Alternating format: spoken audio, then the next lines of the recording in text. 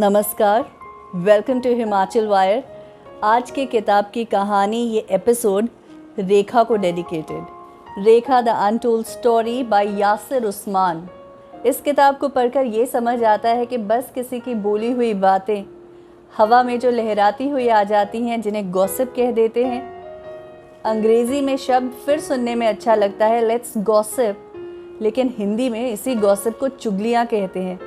बस वही चुगलियाँ, गॉसिप, लहराती हुई जो आ गई और कहीं से कहीं पहुंच गई। रेखा की ज़िंदगी में इस गॉसिप ने, मीडिया इंटरफेरेंस ने, टीआरपीज़ ने एक ऐसा तूफ़ान लाया कि 14 साल की छोटी सी भानु रेखा, एक सांवली सी मोटी सी गोलमोल लड़की जो अपने घर में रहना चाहती थी, अपने स्कूल में अपने दोस्तों के साथ आइसक्रीम खाना चाहती थी, उसको जब अपने घर के हालातों के कारण मुंबई महानगरी में आकर एक हीरोइन बन जाना पड़ा, तो उसकी शुरुआती दौर कैसे थे, क्या हुआ। अक्सर ऐसा होता है कि हमें सिर्फ आखिरी की बात पता होती है और उसी पे हम इंसान को जज कर लेते हैं, लेकिन उससे पहले क्या हुआ ये हमें कभी कुछ नहीं पता होता और हम जानने की ज़रूरत भी नहीं समझते। हमने किसी की ज़िंदगी पे जजमेंट पास कर दी, वो बहुत है हमारे लिए। आज मैं आपको उस रेखा से मिलवाऊंगी जिसने बहुत मेहनत करी, जिसने हर मोड़ पे सहा और उस सहने से सीखा। वो रेखा जो चाहती थी कोई उसे प्यार करे, वो रेखा जिसने बहुत सारे लोगों को अपना दिल दिया। हाँ, ये सही है, बहुत सारे लोगों को अपना दिल दिया, लेकिन उसके दिल की कीमत वो लोग अदा नहीं कर पाए। फिर वो भानु रेखा जो रेखा बनी, आज बहुत सारे लोग उसे मीरा के रूप में जानते हैं। किसकी जोगन है, ये भी बात करेंगे। शुरुआत करते हैं रेखा की ज़िंदगी के उस काले धब्बे से। मुकेश अग्रवाल, रेखा का पति। ज़िंदगी में मेहनत करते हुए रेखा को सालों गुजर गए थे। वो चाहती थी कि सेटल डाउन हो जाए, किसी से शादी कर ले, किसी की बन जाए। पूरी तरह से रेखा तैयार थी। 34 इयर्स की रेखा, उसने अपनी दोस्त से ये बात कही कि अब वो सेटल डाउन हो जाना चाहती है। रेखा की दोस्त का एक दोस्त था मुकेश अग्रवाल। मुकेश अग्रवाल अपने आप में एक सक्सेस स्टोरी था। छतरपुर फार्म्स में बसेरा नाम का एक घर था, फार्म हाउस। मुकेश अग्रवाल की किचन वेयर की एक कंपनी थी जिसने पूरी दिल्ली पर अपनी हुकूमत जमा ली थी। बहुत अच्छी ये कंपनी चल रही थी, इंडिया में इसका नाम था। मुकेश अग्रवाल रेखा की जो दोस्त थी, जिससे रेखा ने सेटल डाउन हो जाने की बात कही थी, उसका अच्छा जानने वाला था। रेखा की दोस्त ने प्रपोज़ किया कि वो दोनों एक दूसरे से मिलें। मुकेश अग्रवाल रेखा का बहुत बड़ा फ़ैन था। एक दीवा वर्शिप होती है ना, बस उसी तरह। बातों ही बातों में बात निकली होगी और मुकेश अग्रवाल ने रेखा से बात करने के लिए उसकी सहेली को अपनी रिक्वेस्ट फॉरवर्ड की। सहेली ने रेखा को फ़ोन किया और कहा कि इस तरह एक मुकेश अग्रवाल है, बिजनेसमैन है, दिल्ली में छतरपुर में फार्म हाउस है बसेरा नाम का। मुकेश अग्रवाल के बारे में थोड़ा बताया और कहा कि वो उसे अच्छे से जानती है, वो रेखा में बहुत ज़्यादा इंटरेस्टेड है। क्या वो रेखा का नंबर मुकेश से शेयर कर ले? रेखा ने उस वक्त कुछ नहीं कहा, लेकिन कुछ दिन बाद जब दोबारा से रेखा को ये बात कही गई तो रेखा ने कहा कि तुम मुझे उसका नंबर दे दो, मैं फ़ोन कर लूँगी। तो पहला फ़ोन मुकेश अग्रवाल को रेखा ने ही किया था। बातचीत होने लगी और मुकेश कोई भी चीज़ ऐसी नहीं करता था जो रेखा को पसंद नहीं हो। कोई भी चीज़ ऐसी करने से डरता नहीं था जो रेखा को खुश कर दे। हर चीज़ में जिस तरह एक फ़ैन अपने सुपरस्टार से मिल जाता है और उसको देख के वो ऑ होता है ना, wow I am with a superstar, बस वैसी फीलिंग रेखा को देता था। बिना किसी शिकायत के, बिना कुछ पहले का पूछे, उसने रेखा को अपने मन में बसा लिया। रेखा को उसका साथ बहुत अच्छा लगने लगा था। दोनों का मिलने का सिलसिला शुरू हो गया था। रेखा कभी दिल्ली जाती थी, मुकेश कभी बॉम्बे आता था। रेखा मुकेश अग्रवाल के पूरे परिवार से मिल चुकी थी। उन सभी ने उसे बहुत प्यार से एक्सेप्ट किया था। एक लड़की को और क्या चाहिए, एक प्यार करने वाला इंसान और परिवार ऐसा जो उसे बहुत पसंद करता है।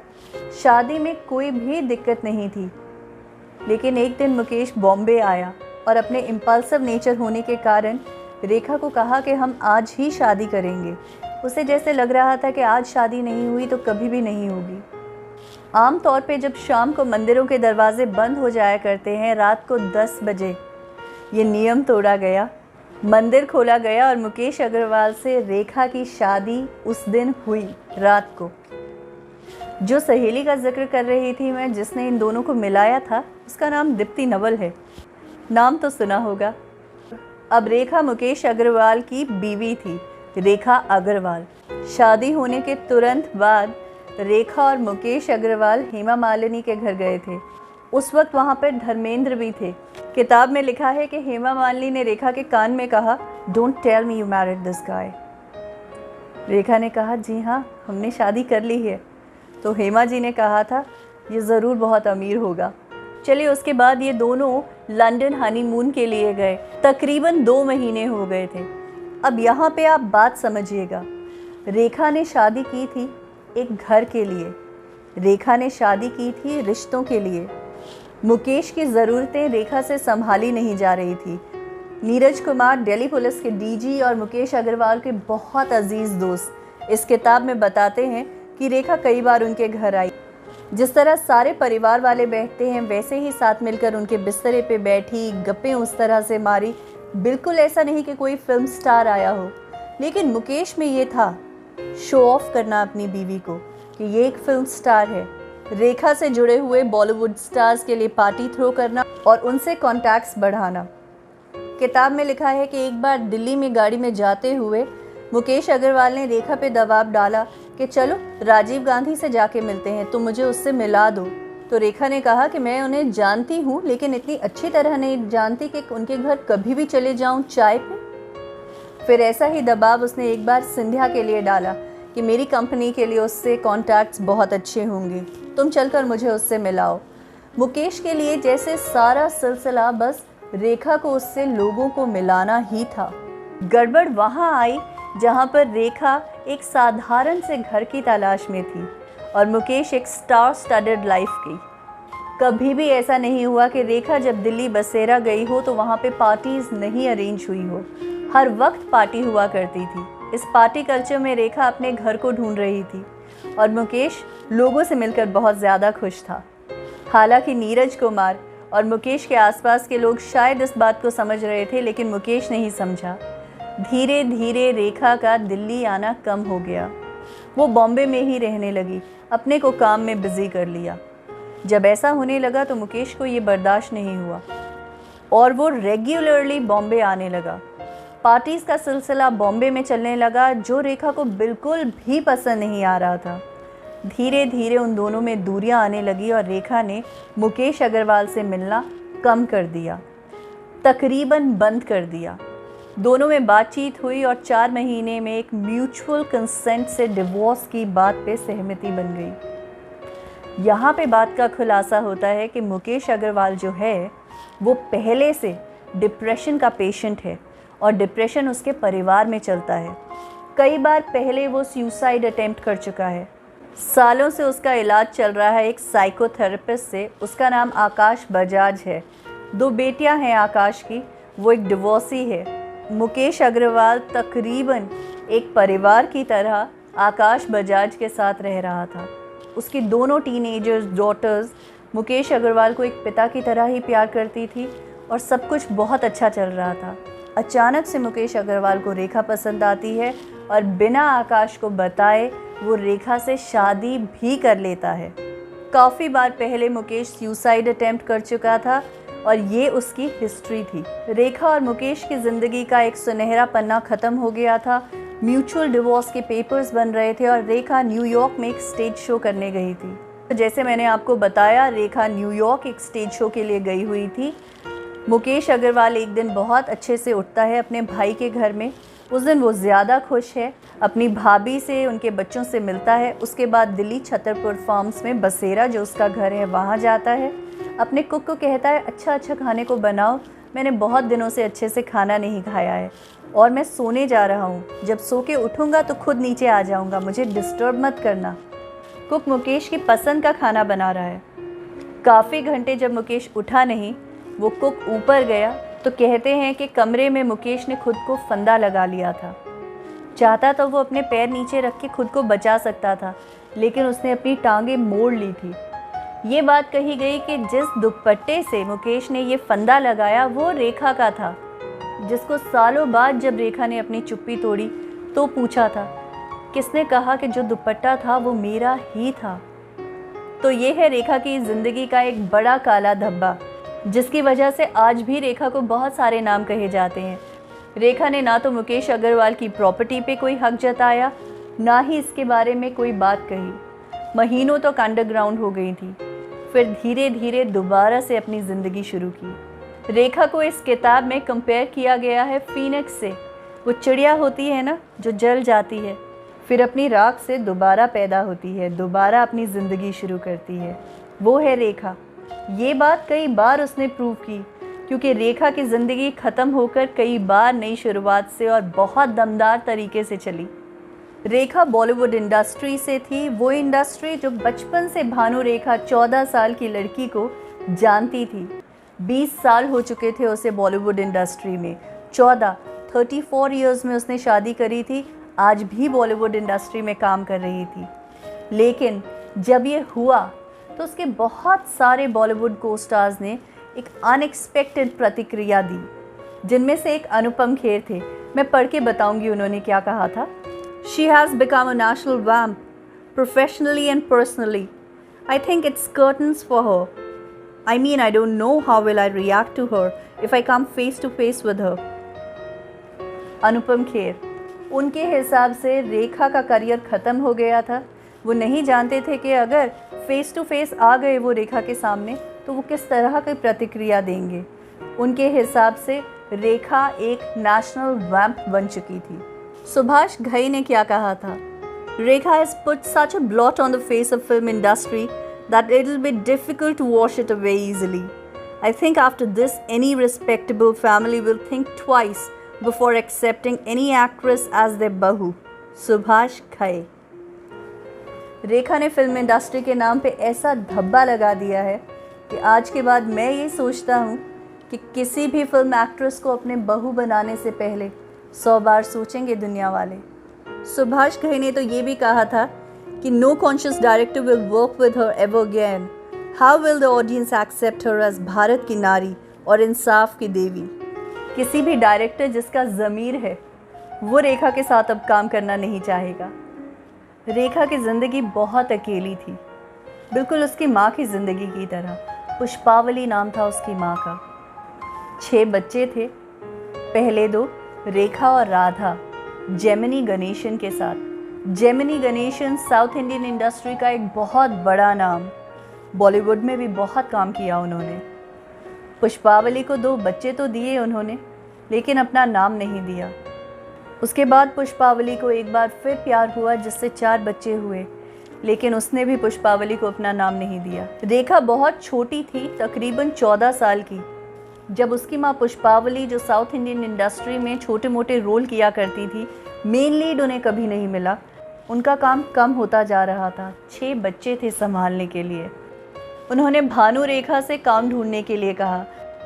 जेमिनी गणेशन, जो साउथ इंडियन फिल्म इंडस्ट्री का बहुत बड़ा नाम था, उनका एक फ़ोन भानु रेखा के लिए प्रोड्यूसर्स की लाइन लगा देता उनके घर के बाहर, लेकिन भानु रेखा घंटों लाइन में खड़े ऑडिशन दिया करती थी।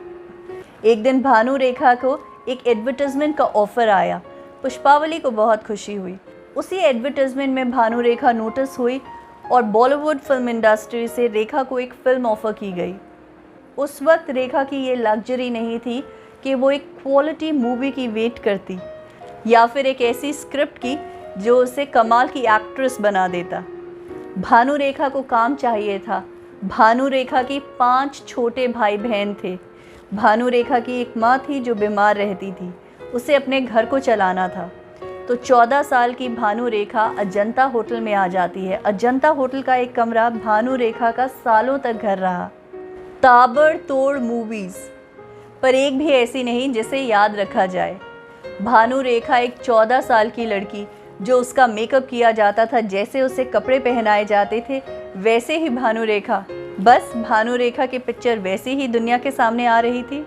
देखिए चीज़ें किस तरह होती है। महबूब स्टूडियो में अनजाना सफ़र की शूटिंग हो रही थी। हीरो बिस्वजीत, हीरोइन रेखा। बिस्वजीत और डायरेक्टर के बीच में एक रोमांटिक सीन डिस्कस होता है, जिसमें डायरेक्टर बिस्वजीत को कहता है कि तुम भानु रेखा को पकड़कर लिप्स पे किस कर देना। ये उस वक्त का दौर था जब इस तरह की कोई बात होती थी तो फोकस फूलों पे, फोकस चांद सितारों पे चला जाया करता था। ऐसा बोल्ड सीन अभी तक आया नहीं था। जैसे ही एक्शन कहा गया, बिस्वजीत ने भानु रेखा को पकड़ा और 5 मिनट तक उसके लिप्स पे किस करता ही रहा। भानु रेखा ने अपनी आंसू से भरी आंखें जोर से बंद कर ली। इस किस के बाद में भानु रेखा एक कनिंग हीरोइन बन गई। रेखा की एक ऐसी इमेज जिसे कुछ भी करने से डर नहीं लगता, जो बोल्ड सीन्स करेगी, बिल्कुल घबराती नहीं है, एक hot heroine. Bhanu Rekha was now presented as a sex symbol of Bollywood industry. उसके क्लैरिफिकेशन देने से अब कुछ भी नहीं हो सकता था।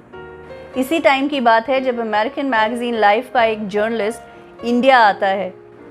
वो चाहता है कि कोई बॉलीवुड एक्ट्रेस उसकी मैगजीन के लिए, मैगजीन के कवर के लिए एक हीरो को किस करे। उस तरह की एक बोल्ड फोटोग्राफ वो चाहता है। भानु रेखा का नाम ऑलरेडी बहुत ज़्यादा उछल चुका था। जो उसने नहीं भी किया था, लोग उसके बारे में बेइंतहाशा बातें कर रहे थे। भानु रेखा ने फिर इस मौके को संभाला। बिस्वजीत और रेखा के किसिंग सीन की वो फोटोग्राफ लाइफ मैगजीन पे लगाई गई। उसके कवर पर सारी दुनिया की निगाहों में अब रेखा थी। उस मैगजीन में वैसे तो एक फ़ोटो सिमी गरेवाल और परसीज खम्बाटा की भी थी, लेकिन उस पर बहुत लोगों का ध्यान नहीं गया। सारा ध्यान रेखा और बिस्वजीत के किसिंग फोटोग्राफ पे था। रेखा की यूं तो कोई पिक्चर ऐसी नहीं चल रही थी जो कमाल थी, जिसे याद किया जाए उस वक्त, लेकिन रेखा प्रेस की डार्लिंग थी। बोल्ड स्टेटमेंट्स देना, कुछ भी बोलने से पहले सोचना नहीं, ये शायद रेखा की उम्र की वजह से आप कह सकते हैं। निडर, बोल्ड, जो बोलना है वो बोलना है, ना नाप तोल के, ना पॉलिटिक्स करके, साफ। तो प्रेस के लिए हमेशा कोई ना कोई ऐसी न्यूज़ निकल के आती थी, ऐसी बात निकल के आती थी जो प्योर मिर्च मसाला हुआ करती थी। Rekha was darling of the press. तो मूवीज़ में चाहे वो इस तरह के रोल नहीं कर रही थी जो कमाल थे, लेकिन न्यूज़ में वो बनी रहती थी और वो उसे अच्छे से आता भी था। 1971 में एक थी रीटा के साथ विनोद मेहरा का करियर स्टार्ट हुआ। विनोद मेहरा और रेखा काफ़ी करीब आए, ये कहने से ज़्यादा करीब आए। उन दोनों ने शादी की, पर विनोद मेहरा की माता जी को रेखा बिल्कुल पसंद नहीं थी। रेखा एज अ वुमन में शायद कोई कमी नहीं थी, लेकिन रेखा का पास्ट, उसकी माँ का सिंगल मदर होना, उसकी माँ के बहुत सारे रिलेशनशिप्स होना, ये शैडो रेखा के ऊपर हमेशा बहुत भारी रही। तो ये किताब ऐसा कहती है कि विनोद मेहरा कई बार रेखा को अपने घर लेके गए। विनोद मेहरा की बहन की शादी में रेखा एक अनऑफिशियल होस्टेस भी थी, पर विनोद मेहरा की माँ को रेखा बिल्कुल पसंद नहीं थी। विनोद मेहरा ने बहुत कोशिश की कि रेखा और उनकी माँ की थोड़ी बननी शुरू हो जाए, क्योंकि वो इस रिश्ते को लेके बहुत सीरियस थे। किताब कहती है कि रेखा की ज़िंदगी का सफ़र जब उसे विनोद मेहरा से शादी करवा के उसके घर लेके गया, तो विनोद मेहरा की माँ इतनी नाराज़ हो गई थी। तो पहले तो जब रेखा उनके पैर छूने लगी तो उन्होंने रेखा को धक्का मार दिया और फिर अपनी चप्पल उतार के भी उसे मारने भागी थी। रेखा इतनी डर गई थी और इतनी डिसअपॉइंट हो गई थी कि वो भागती रोती हुई अपने घर गई। बॉम्बे में विनोद मेहरा ने उसे समझाया कि तुम कुछ टाइम यहाँ पे रहो, जब तक मैं अपनी माँ को समझा देता हूँ, फिर तुम घर आ जाना। लेकिन वो समझाना कभी हुआ ही नहीं। रेखा की बात हो और अमिताभ बच्चन की बात नहीं की जाए तो कभी भी रेखा की कहानी पूरी हो ही नहीं सकती। अमिताभ को जानने से पहले क्या आप जानते हैं कि रेखा और जया भादुड़ी एक ही बिल्डिंग में रहा करते थे, बॉम्बे में रेंटेड फ्लैट्स में एक ही बिल्डिंग में। रेखा जया भादुड़ी को दीदी भाई कहती थी। जया भादुड़ी गुड्डी में लॉन्च हुई थी। पहली ही मूवी से अपने आप को एक एस एक्ट्रेस, क्वालिटी एक्ट्रेस साबित कर चुकी थी। रेखा कई बार जया भादुड़ी से एडवाइस लेने, चीज़ों को समझने जाया करती थी। दोनों में अच्छा तालमेल था। वहीं पे रेखा जया भादुड़ी के बॉयफ्रेंड अमिताभ बच्चन से मिलती है। अमिताभ एक अर्बन, करिज्मेटिक, मैग्नेटिक पर्सनालिटी। रेखा की मैन ईटर इमेज उसे छोड़ ही नहीं रही थी। तो दीदी भाई जया भादुड़ी ने रेखा से थोड़ा डिस्टेंस मेंटेन कर लिया था, यहाँ तक कि जब अमिताभ बच्चन और जया भादुड़ी की शादी हुई तो एक ही बिल्डिंग में रेखा रहती थी, लेकिन रेखा को बुलाया नहीं गया था। इस बात पे रेखा बहुत नाराज़ हुई थी। अमिताभ बच्चन की शुरुआती दौर की मूवीज़ चली नहीं थी। शादी करने के बाद जया भादुड़ी अपनी हीरोइन का करियर छोड़ चुकी थी। बॉलीवुड इंडस्ट्री में अब वो नहीं आना चाहती थी। अमिताभ बच्चन को एक मूवी रेखा के साथ मिलती है। इससे पहले तक रेखा मशहूर थी अपने इरेक्टिक बिहेवियर की वजह से, अपने इम्पल्सिव नेचर की वजह से। जब भी रेखा को प्यार होता था तो वो बस प्यार में होती थी, क्योंकि शायद वो किसी की हो जाना चाहती थी और वो कोई भी कमी नहीं छोड़ना चाहती थी। इसलिए शूटिंग से अचानक गायब हो जाना, लेट आना, 2-2 दिन के लिए किसी का फ़ोन नहीं उठाना, ये रेखा का नॉर्मल बिहेवियर था अमिताभ बच्चन के साथ मूवी करने से पहले। जब रेखा ने अमिताभ बच्चन के साथ मूवी साइन करी तो वो हैरान थी कि कोई इंसान इतने बेहतर तरीके से अपनी तैयारी करके आता है, बिल्कुल पंक्चुअल है, सबके साथ बहुत अच्छे से बात करता है। शूटिंग ख़त्म होते ही वो घर वापस जाता है, सब कुछ इतना परफेक्ट। और यहाँ रेखा को अपने डायलॉग्स ही याद नहीं होते थे। हालांकि रेखा के बारे में ये मशहूर है कि जितनी जल्दी वो अपनी मूवी की डबिंग करती थी, फोटोजेनिक मेमोरी, लेकिन अगर वो अपने करियर को सीरियसली लेती तो रेखा धीरे धीरे अमिताभ बच्चन से इम्प्रेस होने लगी। हालांकि इस किताब में ये जिक्र नहीं है कि रेखा और अमिताभ बच्चन अकेले टाइम स्पेंड कर रहे थे, लेकिन अमिताभ बच्चन की जो पर्सनालिटी थी उसने रेखा के दिलो दिमाग को कैप्चर कर लिया था। अब रेखा खूबसूरत दिखना चाहती थी। अब रेखा अपनी ड्रेसेस पे, अपने मेकअप पे, अपनी स्क्रिप्ट्स पे और कौन सी मूवी वो साइन कर रही है उस पे ध्यान देना चाहती थी। और रेखा ने ऐसा किया। कितने ही महीने सिर्फ दूध पे या कितने ही महीने बस डाइट करते जा रही थी, तो जितना भी एक्स्ट्रा फैट था वो अब जा चुका था। मीना कुमारी के जो मेकअप मैन थे उन्हें हायर कर लिया था। जब तक उनकी ज़िंदगी रही उन्होंने ही रेखा का मेकअप किया। उसके बाद रेखा का एक दीवा में ट्रांसफॉर्मेशन हो चुका था।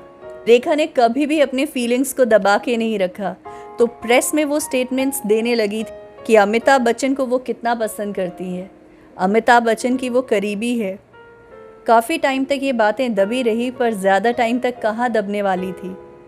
जया भादुड़ी ने अमिताभ बच्चन से कसम ले ली कि उस दिन के बाद वो रेखा के साथ कोई मूवी नहीं करेंगे, और अमिताभ बच्चन ने ये वचन दिया भी। लेकिन अमिताभ बच्चन का करियर एक स्लोप पे था जो नीचे की ओर ही जा रहा था। जया भादुड़ी ने ये कसम देते हुए ये शर्त रखी थी कि अगर तुमने अपनी शर्त तोड़ी तो मैं भी बॉलीवुड का रुख कर लूँगी, मैं भी पिक्चर साइन करने लगूंगी। और अमिताभ बच्चन जानते थे कि जया भादुड़ी एक बहुत अच्छी एक्ट्रेस है, काम की कमी नहीं होने वाली। 2 बच्चे उस वक्त हो चुके थे और बहुत प्यार से जया भादुड़ी घर को और बच्चों को संभाल रही थी। 1980s का दौर था, अमिताभ बच्चन की मूवीज़ नहीं चल रही थी, गॉसिप का बाजार बहुत गर्म था। यश चोपड़ा ने अमिताभ बच्चन को कहा, अगर तुम मानो तो तुम्हारे जया और रेखा के साथ मैं सिलसिला बनाना चाहता हूँ। जया तुम्हारी बीवी होगी और रेखा लेडी लव। अमिताभ बच्चन चुप हो गए। एक हिट की करियर में बहुत ज़रूरत थी। कहते हैं कि कहीं से अमिताभ बच्चन और यश चोपड़ा प्लेन में वापस आ रहे थे। प्लेन में बैठते हुए अमिताभ बच्चन ने यश चोपड़ा से कहा, तुम जया को मना सकते हो तो कोशिश कर लो। पूरे रास्ते इसके अलावा उन दोनों की कोई और बात नहीं हुई। कहते हैं यश चोपड़ा ने जब जया भादुड़ी को ये पूरी स्क्रिप्ट सुनाई तो पूरे वक्त वो नॉट इंटरेस्टेड का एक चेहरे पे बोर्ड लगाए बैठी थी।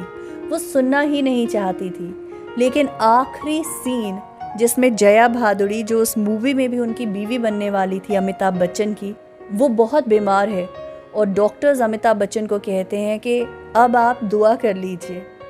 अमिताभ बच्चन डॉक्टर को कहता है कि आप बाहर जाइए, मैं जानता हूँ जया किस तरह ठीक होगी। वो अंदर जाता है, जया भादुड़ी का हाथ पकड़ता है और कहता है, मैं घर वापस आ गया हूँ। पूरी पिक्चर का रुख मुड़ जाता है। ये एक सीन था, कहते हैं कि जब ये यश चोपड़ा ने जया को सुनाया तो जया भादुड़ी ने उसी वक्त हाँ कर दी थी। लेकिन पूरे पिक्चर के दौरान यश चोपड़ा इतनी जहनी टेंशन में थे कि कहीं ये तीनों आमने सामने ना आ जाए। तीनों चुपचाप सेट पर बैठा करते थे, कुछ नहीं बोला करते थे।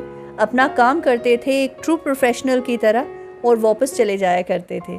सिलसिला हिट नहीं हुई। इसलिए हिट नहीं हुई क्योंकि जो इंडियन सोसाइटी है ना, उसका एक सेट माइंड सेट है। एक्स्ट्रा मैरिटल अफेयर इस सोसाइटी में कामयाब नहीं हो सकता। ऑडियंसेस को भी ये नामंजूर था। हालांकि अमिताभ बच्चन इस मूवी में वापस घर चले जाते हैं, लेकिन बहुत ज़्यादा इम्पोर्टेंस रेखा को दी गई, एक्स्ट्रा मैरिटल अफेयर को, जो ऑडियंसेस को पसंद नहीं आया।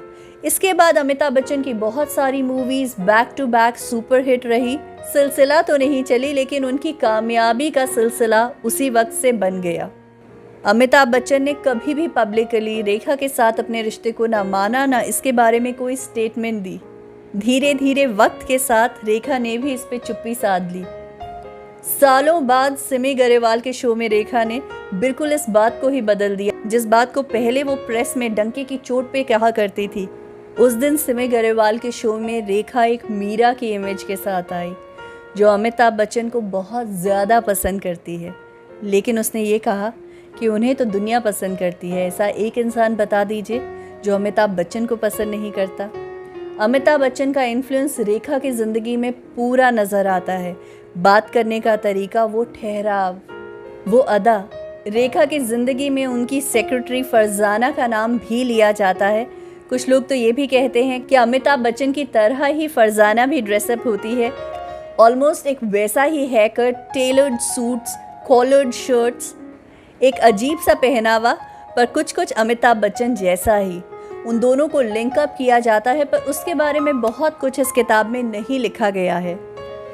तो मैं कहूँगी भानु रेखा वो 14 साल की लड़की जो अकेली थी, रेखा जो आज भी अकेली है। बहुत कोशिश की उसने दोस्तों को ढूंढने की, बहुत कोशिश की उसने किसी ऐसे को ढूंढने की जो उसका साथ दे, जो उसको नाम दे, जो उसको अपनाए।